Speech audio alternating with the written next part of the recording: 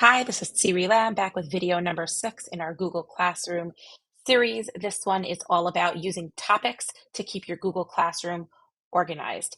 Topics are the organizational structure in Google Classroom, as you can see here.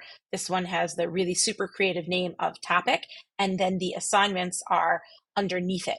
There are two ways that I can create a topic. I can either come here and create a topic.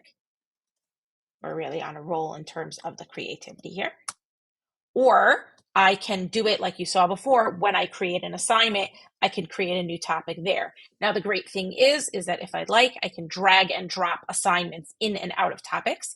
Students can't see topics that are blank. If there are no assignments inside the topic, students wouldn't be able to see it in their view. But here, once I drag it, they can. And then I can actually rearrange topics. So I can choose the order of my assignment. Keep in mind that assignments are posted in chronological order, but if you wanted the first thing you posted to actually come up first and not last and not keep moving down, you can rearrange by dragging and dropping, or you can rearrange, drag and drop the topics.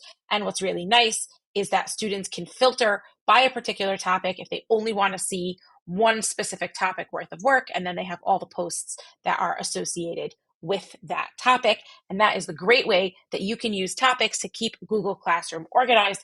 I highly recommend this as an organizational structure, both for you and your students. I hope once again that this was helpful, and I will see you back for the rest of the series.